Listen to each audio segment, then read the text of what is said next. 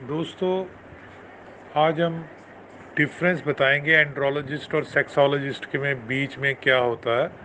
It is extremely important to understand the difference between andrologist and sexologist, क्योंकि lot of doctor कहते हैं कि वो एंड्रोलॉजिस्ट हैं when they are actually sexologist. Some of them are not even be qualified to call them sexologist.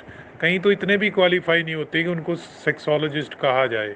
Andrology क्या है? Andrology study of male reproductive organ, जनन अंग जो मेल के हैं उनकी स्टडी के बारे में एंड्रोलॉजी साइंस है। Andrologist are doctors. Andrologist doctor होते हैं who spent years and years of research, जिन्होंने साल और सालों रिसर्च में लगाए होते हैं और properly trend in prevention, diagnose and treatment of male sexual disorders. मर्द जनन अंगों के सेक्सुअल डिसऑर्डर्स के लिए उन्होंने डायग्नोसिस और ट्रीटमेंट, प्रिवेंशन पे रिसर्च और ट्रेनिंग पर हासिल की होती है। They try to solve the underlying issue.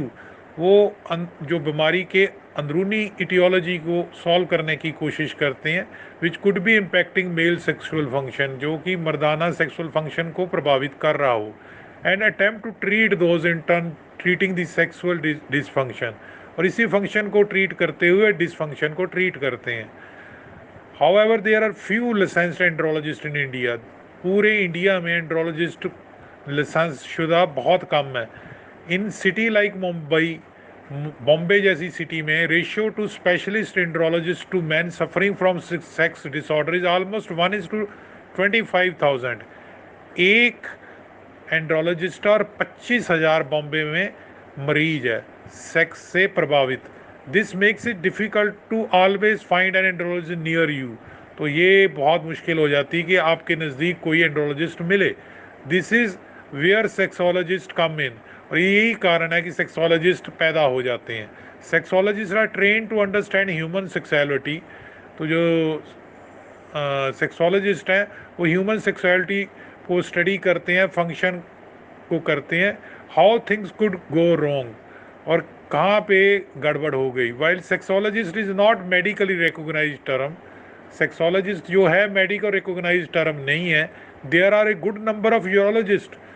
बहुत सारे गुड यूरोलॉजिस्ट हैं, वो ट्रेंड किए जाते हैं हैंडलिंग सेक्स डिसफंक्शन। तो याद रखिए, यूरोलॉजिस्ट ज़्यादा कर नंबर एक यूरिनरी एरिया में अपना योगदान देते हैं, नंबर दो पीडियाट्रिक ऑन्कोलॉजी, पीडियाट्रिक यूरोलॉजी में देते हैं योगदान। बच्चों की यूरोलॉजी में स्पेशलिस्ट होते हैं। और कुछ एंड्रोलॉजिस्ट सेक्स डिसफंक्शन की तरफ चले जाते हैं और कुछ कैंसर की तरफ चले जाते हैं, यानी कि प्रोस्टेट, यूरिनरी ब्लैडर और या किडनी की कैंसर की तरफ, ऑन्कोलॉजी की तरफ चले जाते हैं। The problem arises when doctor who have almost no experience, जिनको बहुत कोई तजर्बा नहीं है, वो सेक्सुअल डिसऑर्डर को हैंडल करना शुरू हो जाएं और अपने नाम के पीछे टैग लगाना शुरू कर जाएं सेक्सोलॉजिस्ट को, डॉक्टर प्रोफाइल पे, ऑनलाइन प्लेटफॉर्म पे या इन पर्सन क्लिनिक्स में। और ये जो डॉक्टर सेक्सोलॉजिस्ट सो कॉल्ड होते हैं, वो ना डायग्नोज कर सकते हैं ना ट्रीट कर सकते हैं सेक्सुअल डिसऑर्डर को।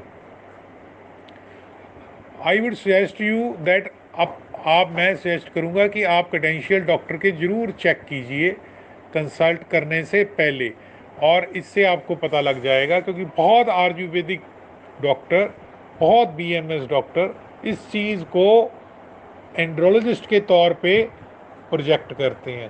तो ये बहुत गलत क्रॉस पैथी है कि मैंने कई बार ये भी देखा है कि कई लोग क्रेटिनिन कहते हैं भी हम आयुर्वेदिक के स्पेशलिस्ट हैं और हम क्रेटिनिन बंदे का किडनी फेल हो रही है, यूरोलॉजी वाला डायलिसिस करवा रहा है, वो कहते हैं डायलिसिस ही ना करवाओ, हम ये हर्ब दे के आपकी डायलिसिस छुड़ा देंगे। तो ये एक तरह का ब्लंडर है। वो ऐसे लोग टीवी पे भी आ रहे हैं। तो मैजिकल एक्ट रेमेडीज़ के अगेंस्ट, उनके अगेंस्ट एक्शन हो सकता है अगर कस्टमर सामने आए तो।